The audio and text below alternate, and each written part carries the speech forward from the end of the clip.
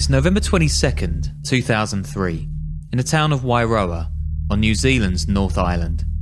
It's a sleepy place on the windswept beaches of Hawke's Bay, a surfer's paradise full of pretty Art Deco, home to a few thousand people. It's also a flashpoint for the country's underworld, a disputed territory between its two biggest gangs, the Mongrel mob and the Black Power. 70 gangsters meet after a hearing outside Wairoa's pokey white-walled courthouse. It's on. There's a massive street brawl, fists, bats and brass knuckles, for a good 10 minutes before the cops arrive and everybody scatters. In days gone by, that might have been the end of it. But in 2003, 7 years into a meth epidemic and just months after New Zealand's biggest gang bust, violence is through the roof. A convoy of Black Power members heads off from Wairoa to a meeting spot 5 miles inland.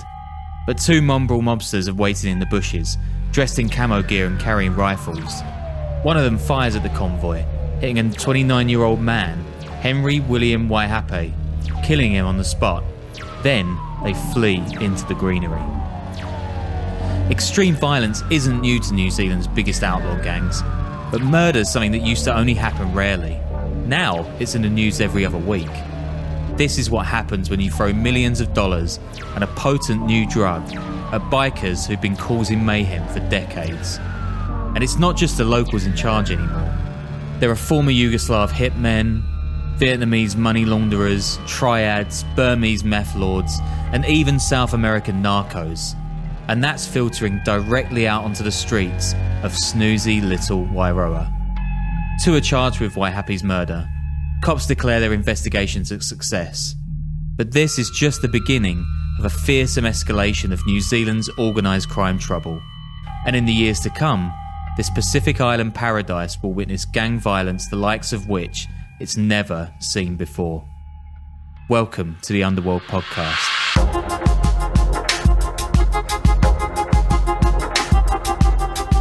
Hi guys, and welcome to the show that teaches you how to get swastikas tattooed all over your face and you can just pass it off as a joke. I'm your host Sean Williams, and I'm joined by my Brooklynite buddy and investigative journalist co-host Danny Gold, who I believe has spent most of the last week jumping for joy about the Staples Center getting its name changed. Definitely not a pyramid scheme, you know? Never. And I just, Christmas has really come early this year. We have 2 Sean episodes in a row. Everyone who appreciates jokes about cricket and weird British slang just is thrilled right now. You know, I managed to shoehorn some shit cricket joke into a show about Guinea-Bissau, and I've done a show about New Zealand, and I don't think it's got a mention, which is nuts.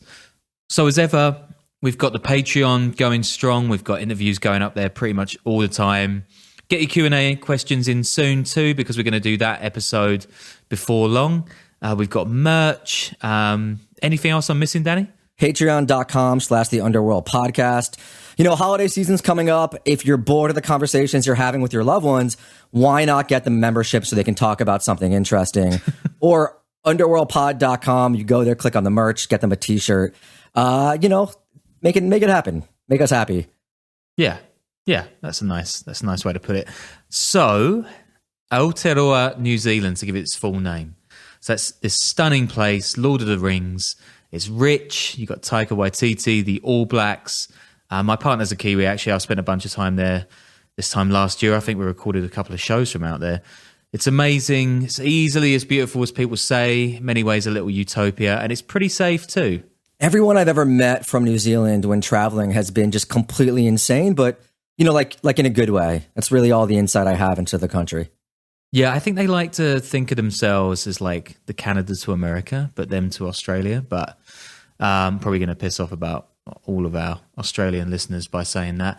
But anyway, you know, to dump on them for a second, there's a huge dirty underbelly in New Zealand. Drug use through the roof. And the markups are insane. And they've attracted some of the world's worst crooks. A kilo of meth that costs $1,000 in China can fetch $180,000 in New Zealand. And that's this high-grade so-called P, the locals call it, which has become the country's drug of choice since its own Walter White made his own stuff in the mid-90s. Is P like a type of meth? Is it just slang short for anything? It's slang. And the funny thing is, I went out with a guy. I'm going to get into this in a bit, but I went out with a guy and I was asking him, why is it called pee? And he's like, I have no idea, mate. I've like completely don't know why it's called that. It's meth, basically, but it's pretty high grade because it's a rich market. But we'll get into the water white stuff in a bit. But first, I'm going to take you all the way back, like we enjoy doing here, to the 1950s. And this is when New Zealand's gangs first begin to take shape. And it all starts at a place called the Majestic Theatre in Auckland, which is by far the biggest city, by the way. And I'm going to use a lot of information from two books for this show. One's called Patch, The History of Gangs in New Zealand by Jared Gilbert. And the other I got for Christmas, and it's called Gangland by Jared Savage. Great read, fully recommend. As always, it's on the reading list, guys. Go to the website. And actually, we haven't done this before, but I want to warn listeners there are some pretty graphic episodes of sexual violence in this episode. And there's language people might, well, actually, they definitely should find it offensive. So you've been warned. I think it's our first trigger warning, and it should probably be our last. Like, people, you guys know what you're getting here, Sean. We don't need to take it there. Yeah, I know. Maybe we can end it after this. But anyway, it's the 50s. It's 1955 to be precise. Elvis Presley's career is taking off. That's not the offensive part. And so is New Zealand's economy. The Korean War means there's actually way more need for Kiwi products like wool and meat. And the wages there shoot up by 50% until the mid-1960s. Why is that a thing? Like, why, for like American troops, is trade disrupted or something? Why do we need more Kiwi products? Yeah, because they're not coming from the area. I think it mostly probably is because of like Japan and parts of Korea and China where everything's on fire at that time. So people are looking a bit further afield for their, I don't know, woolly jumpers and cows. And there's plenty of both of those in New Zealand. So times are good in this early moment. And a bunch of young white guys are hanging outside the Majestic and they're just shooting the shit. They call themselves the Milk Bar Cowboys, which is not cool. And they love riding around town on Triumphs, Nortons, BSAs, Matchlesses, in leather jackets, just messing around. And one of these guys, he's got a bit of an artistic flair, and he paints an eagle on the back of his pal's jacket. Soon, there are 10 guys with the eagle on their back, and one of them names this group the Auckland Outcasts, connected by their love of bikes and mischief. At night, the outcasts speed up and down the Auckland streets, grinding their steel toe caps against the tarmac, showering the streets in sparks. I mean, there's nothing much separating these kids from bikers all over New Zealand or even the world at this time. Also, I'm going to say it sounds pretty cool to do that with your boot on the streets. I mean, it's a lot cooler than like a PSP or just playing on your phone, isn't it? Yeah. But one night at the Majestic in 1960, this all changes. The outcasts are doing their usual collar-up bad boy stuff when they meet a Californian by the name of Jim Carrico. Carrico starts telling them stories about a US group called the Hells Angels, badasses, big reps. The outcasts are hooked. Soon, the Hells Angels opens a New Zealand chapter, and for a while, it's the only outfit in town. And like Carrico will argue to a judge, it's really more than a club than a gang at this point, although that is going to change. And just like other parts of the West, the 1960s transforms youth culture in New Zealand. In 1960, protests break out when the country sends an all-white, or Pakeha to use the Maori term for whites, all-blacks rugby team on a tour of apartheid South Africa, prompting protests across the country. And if you know about rugby these days, you'll know that the All Blacks is like pretty much a symbol of Maori and Pacific Island culture in the country. It's like their biggest sport. But then later on, it's Wellington sending its first troops to Vietnam in 1967 that really pisses off the locals. And that's the first time in modern history people really rally against the state. Throughout the decade, writes Jared Gilbert, quote, there seemed to be a superabundance of causes that would bring people out onto the streets. I think you have to clear up some stuff because Americans aren't super tuned into rugby, and you're calling a team the All Blacks, but then it's an all white team that's called the All Blacks, right? That's a good point. Yeah, the New Zealand rugby team, they play in all black. They're called the All Blacks. I mean, they might be the most famous rugby team in the world. These days, they're very famous for being kind of, I guess they kind of sum up the so-called diversity of the country. But back then, I mean, and you see them doing the haka, which is a famous Maori like warrior pre-battle dance, kind of like this rite of passage. But back in the day, you see all these white guys playing for the All Blacks, and they're doing it pretty half-assed. It's quite embarrassing. If it's not only that, but they're also going to apartheid South Africa, that kind of takes the piss a bit, and I can see why people are out on the streets. So in the 1960s, crime soars by almost 60%, especially violent offences. By 1969, you've got Easy Rider raking in at the box office. There's a ton of offshoot biker gangs, and they've pretty much all got names like 80s heavy metal bands. You've got Satan's Slaves, Epitaph Riders, Road Runners, Devil's Henchmen, Coffin Cheaters, Lone Legion, Magogs, Nomads. Oh yeah, and Sinn Féin, which is weird. Yeah. Actually, there's a 90s women's gang called the DFBs, or the Deadly Fucking Bitches, which I reckon is a late contester for gang name of the year. Yeah, that's pretty solid. I mean, every now and then you see these in like the local New York papers, you see these write-ups of like various gang names and who controls what territory. It's usually just like block crews, but they're always like the Stack Money Gang, the Goonie Goo Goo. There's some classic names there, but DFB is pretty solid in its own right. I like it, yeah. A lot of this stuff, by the way, for this episode, it's focused on the Hawke's Bay that I mentioned before. And this is a sweeping 62-mile bay on the east side of the North Island. There are two islands in New Zealand, or two main ones, North and South. And the North Island is home to about 2/3 of New Zealand's 5 million people today. And the Hawke's Bay's biggest city is Napier, and one of its biggest suburbs is Hastings. And sometime in the 60s, so goes the myth. A group of young guys are on trial when a local magistrate calls them, quote, mongrels. Well, Jared Gilbert reckons it never happened because according to the timing, these guys would have had to been about 10 years old when it's supposed to have happened. But, don't let the truth get in the way of a good story. I've always said that. And this becomes the founding legend of the Mongrel mob. And that becomes New Zealand's biggest gang, arguably still its biggest gang today. Wait, so it's interesting. I thought the name Mongrel Mob was like a tongue-in-cheek reference to their ethnic makeup, like reclaiming the N-word sort of thing. I didn't realize it had started as an all-white gang. Yeah, it did. I thought that as well, actually, before I researched this episode. But as we're about to learn, it kind of clouds the water a little bit. So at first, the mob is Pakeha, or white gang.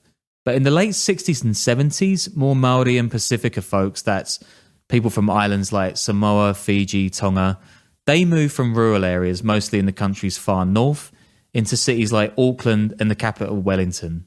And soon enough, a rival gang called the Black Power pops up.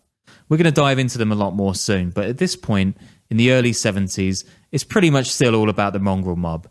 Goes the so-called Mongrel mob ditty, quote, born in a brothel, raised in a jail, proud to be a mongrel, sig fucking hail, or heil, I don't know, it's pretty bad rhyming. Anyway, is anything weird about that? Yes, the Mongrels adopt Nazi salutes, the swastika, and their logo is a British bulldog wearing the German Wehrmacht's Stahlhelm, and that's like the steel helmet, and they get tats of these things on their faces, which is supposed to be like a fuck you to all establishment, but as Maori, when your culture's been flattened by Brits and white supremacy over the years, I guess I would say it's a pretty massive cell phone. So wait, was the Nazi thing, was the gang was all white then, or did they have Maoris and Pacific Islanders in them too? So at this point, there's more Maori and Pacific Islanders like getting into the gang because they're in this urban drift from the rural regions in the north. So more and more Maori people are in the gang at this point. And I think it's like some of it I think is to do with that feeling like an outsider racially, but it's more to do with just fuck everything to do with society. And this Nazi stuff, it's not even confined to them. Black Power, that other gang I told you about, that uses it too, as does a Pacific Island gang called the Stormtroopers, who take it a couple of, well, more than a couple of steps further. Like, not just in the name, but they actually wear Nazi war helmets. And there's this really weird TV interview from 1970 I watched, where this guy's like, isn't that about white supremacy, guys? And the gang member's like, yeah, but, quote, we're just changing the situation. We're wearing it to be different. We don't want to comply with rules or anything like that, which is, I mean, given following orders and all that, it's kind of ironic.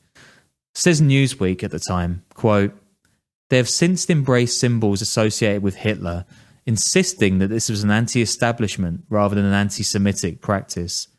These include wearing patches of allegiance that feature a swastika and a British bulldog wearing a German military helmet.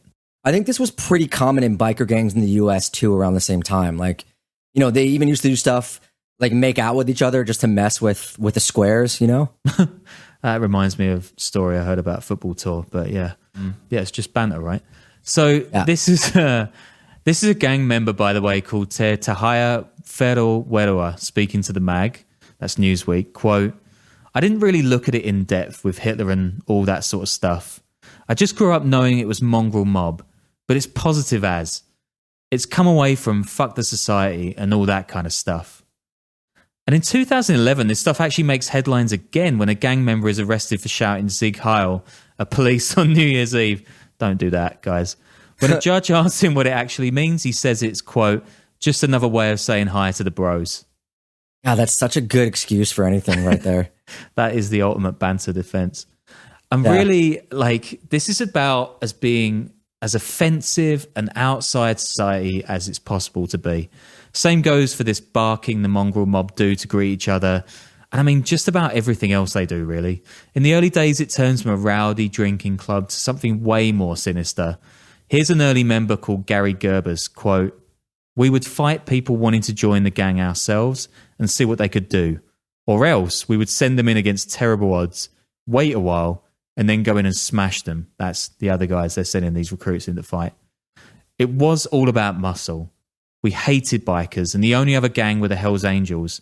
No, he uses the M-word here, and that's to describe black power. No, nothing. We just developed utter strength. We built strength. Our other hate was boat people, overseas ships, and we specialised in going out and wiping pubs out. About 8 of us. Tough cunts. And we established such a strong name, if anyone says anything wrong about the Mongrels, I'd just smash them. Wait, I'm like still confused on this end, right? So the Mongrels at this point, are they all white or are they mixed? And they're mixed and they just hate other Pacific Islanders that are coming in, like newer immigrants? Like I'm not clear. When they say boat people, they literally mean like seamen getting off the boats at ports in New Zealand. Yeah, so okay. I thought it was a derogatory term for like for people coming into the country. No. So at this point, they're like a really mixed racial group. They hate sailors. They just hate sailors. They still, I guess they're still making the sparks fly with their little boots and everything. Anyway, we just developed utter strength. That's like pretty red pill milady kind of speak. But, you know, you get it. These guys are enjoying a scuff or 10 and they're building a rep as the neighborhood monsters. And in case you're not fully getting that message, there's another scene where a woman at a hotel bar, she talks down to our Gary, that's the guy from the previous quote. So he grabs her, hangs her upside down by her ankles, and rips her panties off with his teeth. And when he sees she's on her period, he pulls her tampon out and licks the blood off his face. This is him again. Most people would go like it was yuck, but these are the sort of stunts we used to pull, the sort of things we used to do because we were mongrels. It was just a thing of class. Our law was our law. It was bad law. It was dumb law. Actually, maybe not bad law. It wasn't bad then, but it was just a law all of his own. I mean, that is a pretty concise philosophy from Gary there. And one reason cited for this kind of abuse is that a lot of the founding mongrel mob come out of social care across New Zealand, where violence and sexual abuse is rife at the time. And as Gerbers has told the British show Ross Kemp on Gangs, quote, we just shit right back. So the Mongrels love singing and barking about honour and respect and brotherhood in their clubhouses all over the country. And these rules, they certainly do not extend to women. And they can't be members, and they're expected to be entirely subservient to men. The worst is this practice called the block, which is when a woman enters a mongrel mob clubhouse, she's put over the block, which means she's literally gang raped.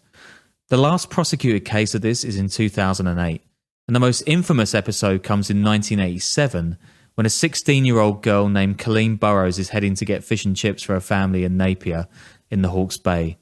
But she takes a detour and she goes drinking with some family members at a hotel bar in the city instead. There, she meets 2 mongrel mob members, Sam Tahai and Tad Sullivan, who try raping her in their van on the way back. When she fights them off, they punch and kick her nearly to death on the road out of town. Then when they see she's still moving, They back up and run over Colleen multiple times. So much for your gang values. Bruno Isaac, a former Mongrel mob member, describes the gang's attitude in the 1980s like this. If it was considered evil, bad, and lawless, we embraced it as good. Everything was backward or ironic. The mystery of the gang was that we were right even if we were wrong. We were good even if we were bad. We embraced a living contradiction. And he goes on, quote, the mob psyche might have made no sense to outsiders, but everything made perfect sense to us. Being a mongrel meant being able to do anything your mind could conceive. Any form of fantasy or debauchery you were able to dream up was acceptable. Kind of sounds like the MO for a lot of, biker gangs and street gangs in general. I guess I'm not so well versed on the biker gangs, but I mean, this stuff just kind of shocked me. I mean, they just have it as part of their kind of rights. It's mad. Basically, yeah, like a lot of these guys are just fucking scumbags, and they're sworn enemies of a rival gang called the Black Power. These guys are founded in 1970 as the, quote, Black Bulls by Maori youth in Wellington to counter the mongrel mob and other gangs running riot at the time. The gang really doesn't take off until 1975, and it takes cues from the US Black Power movement. Members salute each other with a clenched fist, and their greeting cry is, yo, fuck yo. It's honestly kind of amazing to see the cultural influence of America with these things and how they sort of spread, whether it's like Northern Europe, biker gangs as well. I'm looking into a situation in Belize with Bloods and Crips and all that. Definitely not a good cultural influence, but it's out there. I mean, I guess it's that 60s and 70s kind of racial awakening, that was kind of seeping into other countries, and it definitely did go to New Zealand. Dennis O'Reilly is an early member of Black Power. I'm hoping to get him on this show, actually. He says, quote, whenever you ask why a particular chapter of the Blacks started, it's generally because they didn't want to be the mob, because they were getting bashed by the dominant crew. And the Black Power, they've got a looser structure than the Mongrels, and they try and imbue their group with a closer connection to Maori culture, a kind of revolutionary spirit. They openly call for a so-called whānau-based approach to a gang. Whānau is a Maori word meaning an extended family or culture. It's a very important concept in Maori culture, as is that of whakapapa, which is more like ancestry or lineage. If you speak to a Maori about themselves, they'll bring both these things up for sure. It's really a beautiful language. I'm lucky to learn a little bit of it. But, I mean, race is a very big factor in all of this. Maoridom is a warrior culture. It's bound by a dogmatic set of customs and beliefs. And they were considered fearsome fighters in the early years of colonialism. And before the Waitangi Treaty of 1840, which, I'll be careful how I word this, either brought peace between the British Crown and indigenous population, or fooled Maoridom into accepting Western concepts of land ownership. Maori iwi, or tribes, fought each other bitterly with fighting staffs called taiaa, and later muskets. Maori are also among the first people in the British Empire to volunteer to fight Nazism, with the Maori battalion gaining legendary status on the battlefields of Greece and elsewhere that helped turn a tide for the Allies. 5 of every 7 Maori soldiers didn't even make it back to New Zealand, which is, ironic given the Nazi regalia. So, after the Second World War, like I've touched on earlier in the show, Maori and Pacific Island Kiwis, they move into the country's major cities. But there are tons of friction points, and 85% of young Maori leave school before getting any qualifications at all.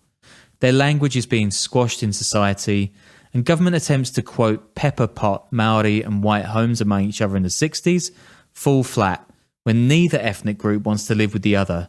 So you begin to get these ethnic enclaves like Porirua in Wellington and Otara in Auckland. It's interesting to see that, like, they tried the reverse of what happened in so many manufacturing centers in America around that time, post Great Migration, which is basically, codifying ways to get away with segregated neighborhoods, right? Racial discrimination when it comes to housing, white people essentially making sure that black people were corralled into not good neighborhoods. And they tried the reverse there, and it ended up with the same sort of situation. Yeah, it's like an anti-redlining, and it just didn't work because people didn't really know each other back then, so they didn't really trust the other group, and it didn't work.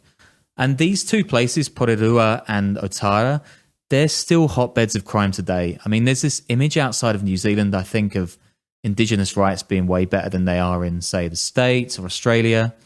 And that's definitely true, but obviously it's a pretty low bar. And Maori and Pacifica people are way overrepresented in social care, child poverty, drugs, all of that shit stuff. The American psychologist David Asabel once said that while race relations in New Zealand are, quote, generally better in the United States, they are not nearly as good as people think or claim they are. And I reckon I could testify to that. It's not that great. This January, I actually spent a day riding around Wellington with Eugene Ryder, who's a former Black Power leader, joined the gang when he was 15. Now he's studying law, and he's working with the state to get people off drugs and out of the gangs. He told me about how a lot of the early drive for him was that he had no connection to his culture, like a generational schism. And this is what a lot of experts say still drives ethnic Maori and Pacifica mobs in New Zealand today. It's this like whole generation of young men which drilled into are inherently criminal. I mean, we've done this drill with the Turks, the Kurds, the Irish, the Russians, the Jews, Black Sicilians, Chinese. I mean, it's no different in New Zealand. And a lot of what drives these gangs, like I mentioned, is a lack of whakapapa. What now? That's whakapapa, which is kind of a Maori term meaning lineage or like ancestry. It's like really, really sort of coveted in the culture. And it all goes back to Taiwan, apparently. And it's like there's a lot in common with Hawaiian culture. I'm sure we'll get people telling me I'm talking shit, but I'm pretty sure that's true. Anyway, back to the 80s. New Zealand's going through an economic downturn. Jobs are disappearing. More young men are joining the mongrel mob, Black Power, and other patched outfits. Some of these say you need a motorcycle to be a member, and some just use biker imagery. There are pretty frequent brawls, but instances of terrible violence like the murder of Colleen Burrows that I mentioned before, they're rare. The founders are getting a bit older. They're having families of their own, simmering down, and the scene just mellows out a little. So were they involved in like drug dealing and more organized crime before then or around this time at all? I mean, they're involved in weed dealing, definitely. Like there's a lot of that going on. They're kind of supplementing a lot of these clubhouses with weed, but not a huge amount. They're more kind of biker clubs at this time. And actually, to tell you about how these gangs changed, I'm going to tell you about the life of one of the members. And this is a guy called Abe Farawaka. And he's the former president of Black Power and the so-called grandfather of New Zealand's underworld. Abe comes of age in the 1980s, and he models himself on the Maori warlord Hongi Hika, who blagged his way to a stash of guns in the early 1800s and blew his rivals away. And bear with me because this is great. Here's Abe talking to a journalist at Stuff magazine, quote, "He got on a ship to England all those years ago and met the king, who gave him some armour. He stopped off in Sydney on the way back and sold it and bought all these guns instead. Then he came back here and he smashed every cunt over. He killed them all these Ngāti Whatua," that's another tribe.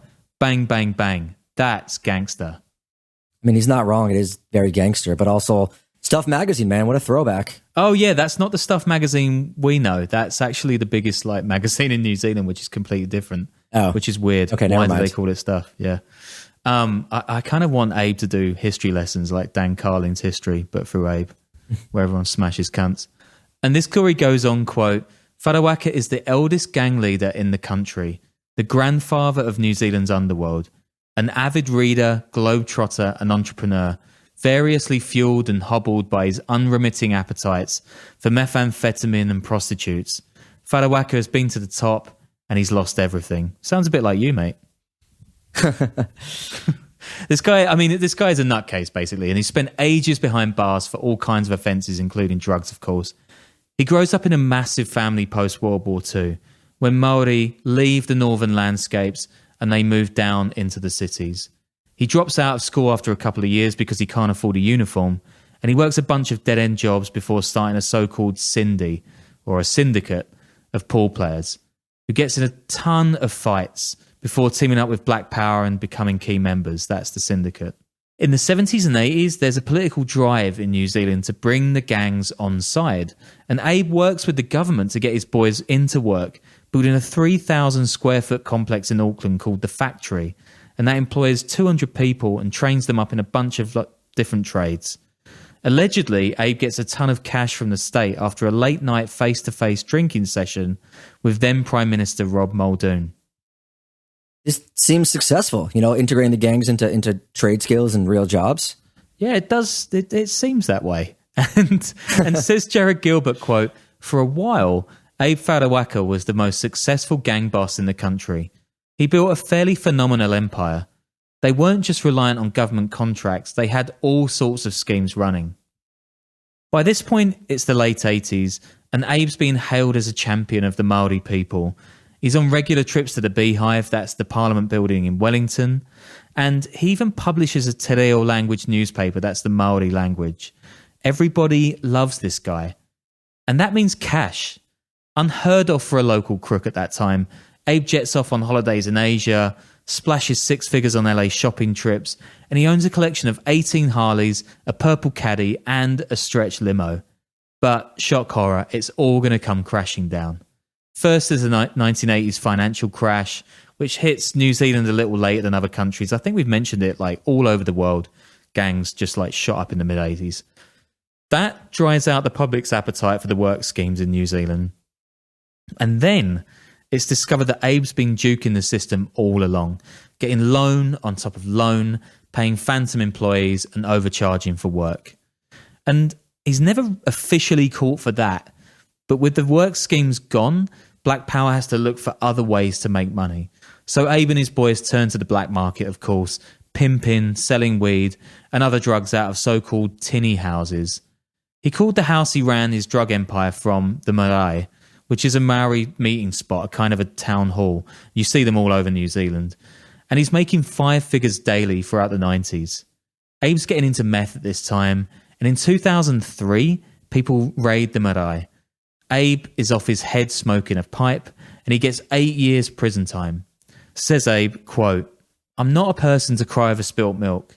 Those 3 years I had that parlour," that's the Marae, "I had the best time of my 60 years. Abe Hefner, that's who I thought I was." This guy's incredible. Yeah, he's pretty mad. And here's Dennis O'Reilly, the other Black Power member, quote, "Maybe back in the 70s, Black Power was 80% about social justice and 20% criminal. Then in the 80s, it was 60-40. I don't even think it's 100% criminal even now. There was a real consciousness there," he adds. If you go back to Abe's newspaper, I think those aspirational things were quite real, It wasn't just juice, it wasn't PR. It may have been naive, and at the end of the day, there was obviously some criminality. But we were earnest people who were trying to deal with what seemed to be an unfair social situation. And Abe, he actually dies in 2017, age 74.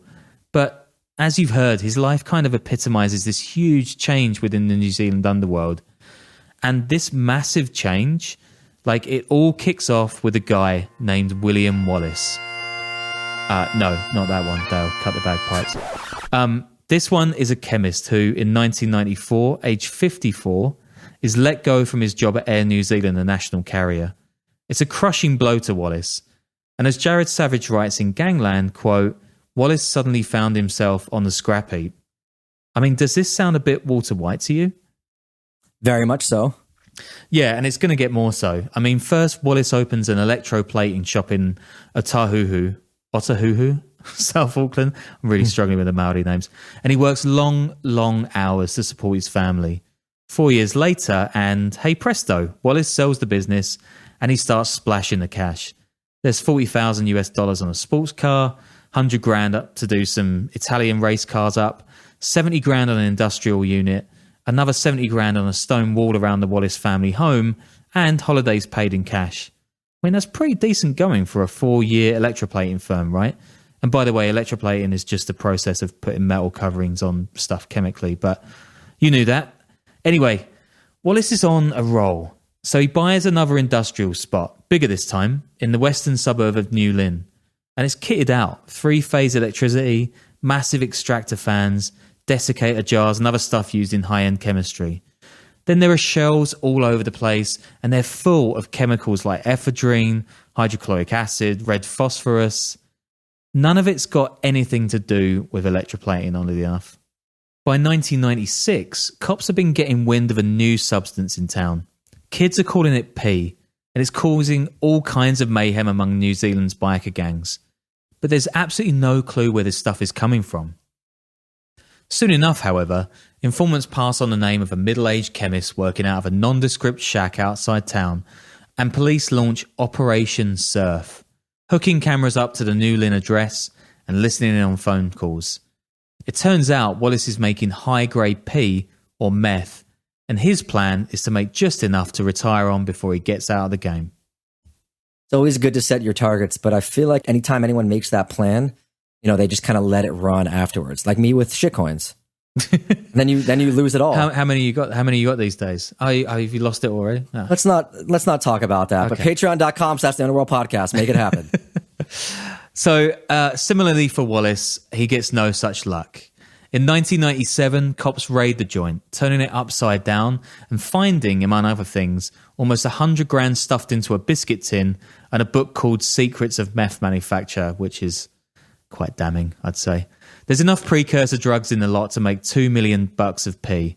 Savage goes on in his book, quote, "There would be some dispute among detectives as to whether Wallace's was the very first clandestine meth lab uncovered in New Zealand. But its sophisticated setup certainly marked a turning point for the local drug scene. A new drug had arrived, and it was here to stay." It's really hard to underestimate how meth has completely changed New Zealand. I mean, not just its gangs. By some estimates, there are up to 140,000 people using this stuff regularly, which, I mean, remember, this is a country of 5 million people, and it's got perhaps the highest street prices in the world. So it's a big draw for anybody wanting to get stuck into the underworld. Remember the shooting at the top of the episode? That comes at a time when meth is just taking over the mongrel mob and the black power.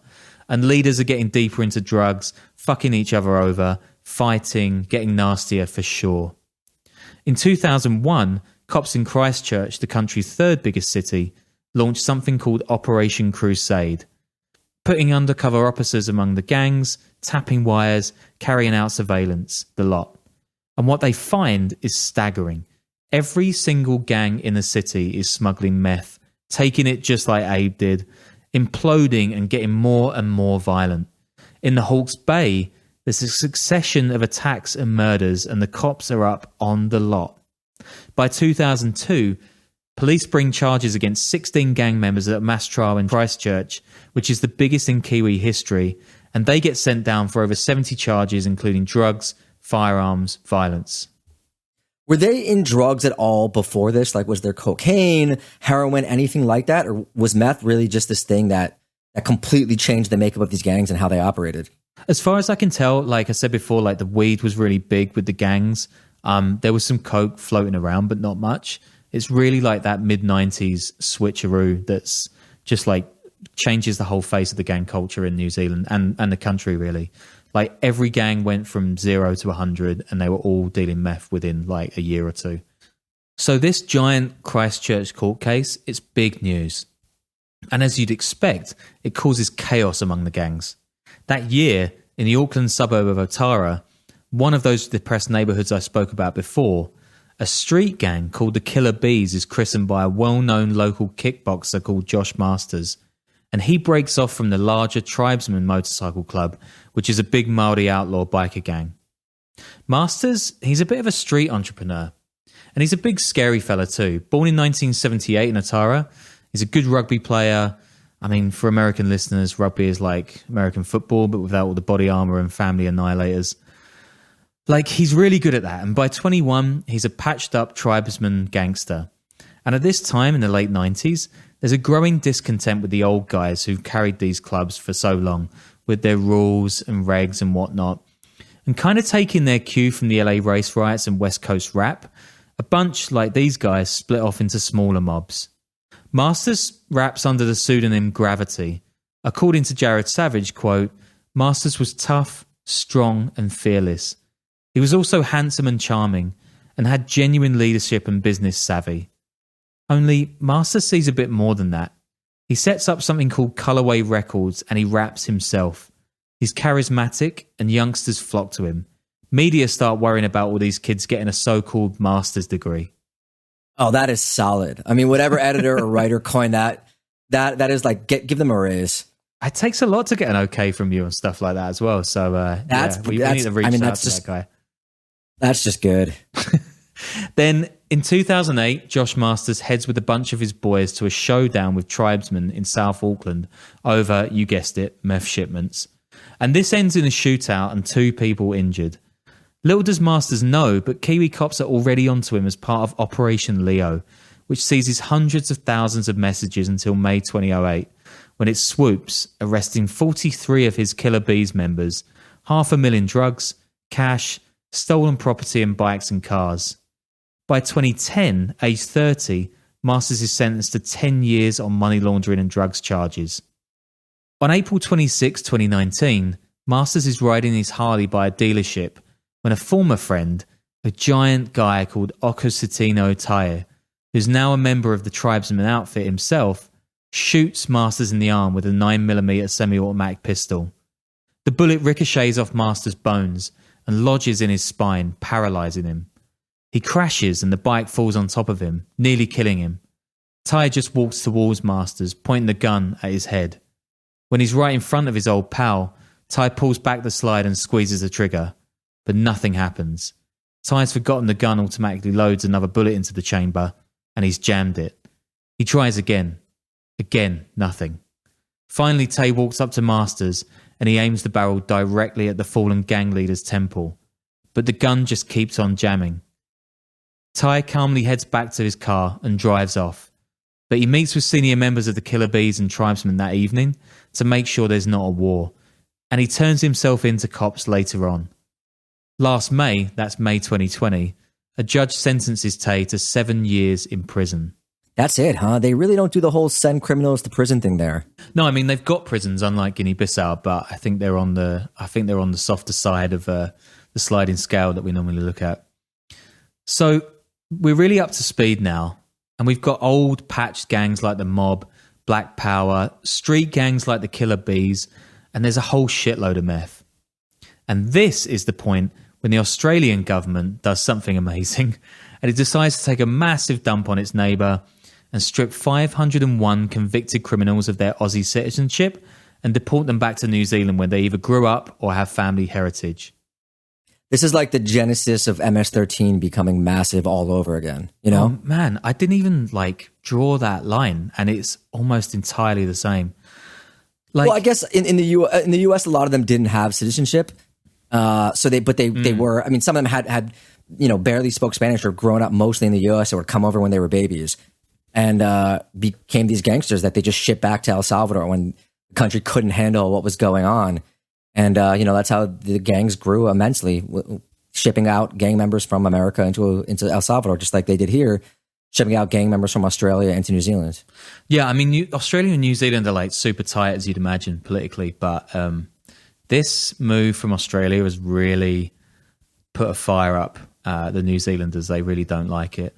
And I mean, it's obviously bad diplomacy. And there's this amazing video. I've put it on the reading list. It's worth checking out, where Jacinda Ardern and Scott Morrison, the two leaders, are just standing there at a press conference, shitting on each other, not looking at each other once and saying how bad this move is. And these guys, the 501 that are deported, these aren't just small-time crooks. These are proper gangsters. They're leaders of Aussie biker mobs like the Rebels and, worse, the Comanchero MC. These lot, they're a 1% outlaw motorcycle gang at war with fellow Aussie outfit the Bandidos. It's most notorious, the Comancheros, for a 1984 Father's Day massacre in Sydney that left 7 dead, including 1 innocent bystander. These guys are deep into the international meth trade out of Burma, and we'll definitely cover them at some point. Basically, these guys are not local gangsters. They're a well-oiled mafia with ties to Asian and South American cartels. The Comancheros officially open a New Zealand chapter in 2018, and they get to work supercharging the domestic drug trade. The Comanchero New Zealand president, Pasilika Nofahu, was jailed for 10 years this February for his role in a massive drugs and money laundering scheme. Nofahu, who's Tongan by heritage, was sent, inverted commas, back under the 501 scheme in 2016.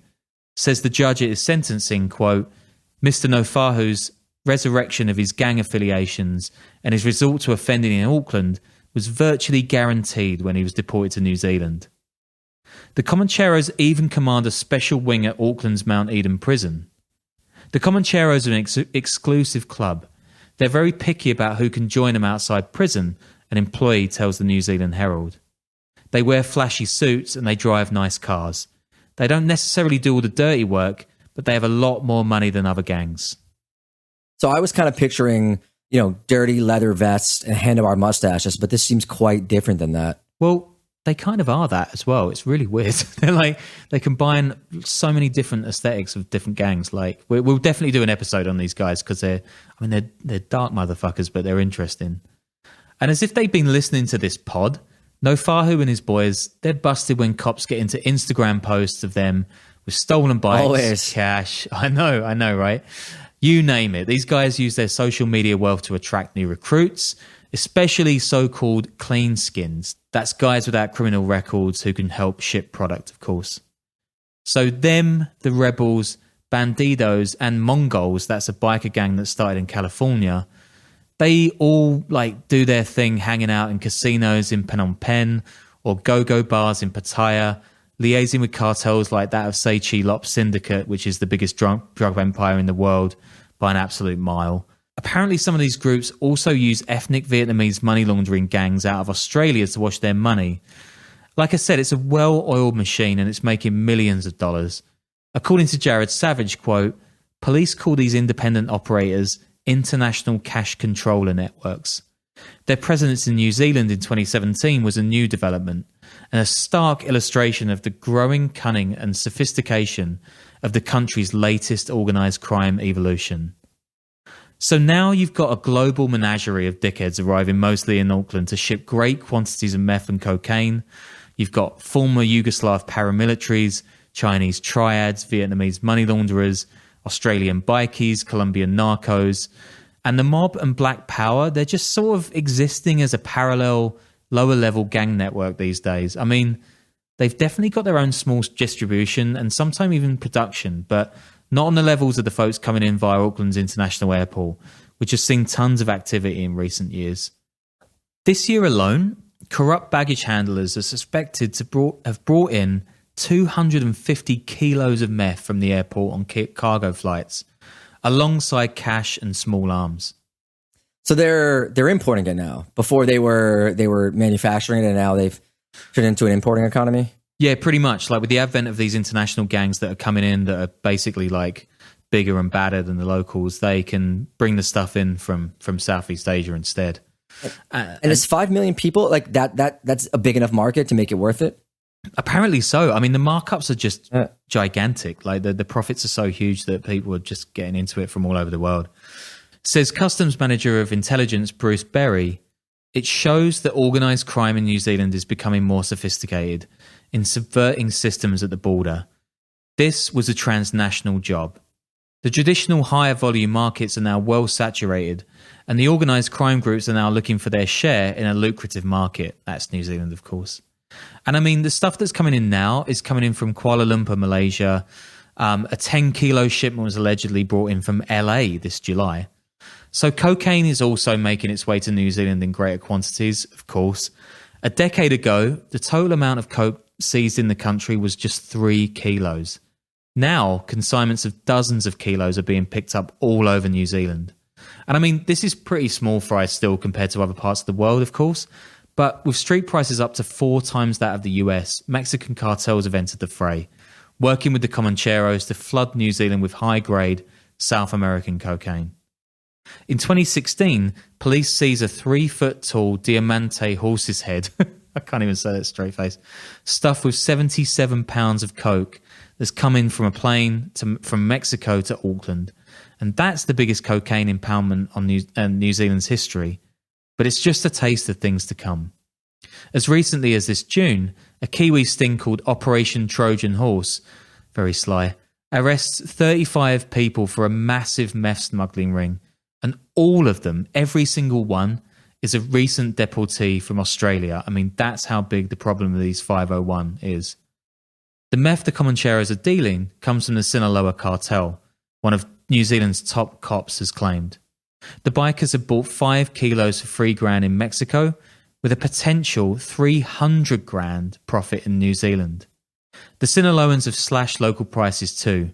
And that's concerning, says the cop, quote, because it means that retailers can lower the price at the retail point, thus expanding their markets to include lower socioeconomic areas and vulnerable communities. And guess who they're most likely to be? Yep, it's Maori and Pacifica. The CJNG are now supposedly eyeing up New Zealand, and the Kiwis are working way closer with the DEA and their Five Eyes intelligence partners. And for those who don't know, the Five Eyes is this really important intelligence sharing network. That's the US, UK, Canada, Australia, and New Zealand. Says Kevin Merkel, the DEA attaché for Australia and New Zealand, quote, the same people that are pumping drugs out to the United States are the same ones that are pumping out drugs here.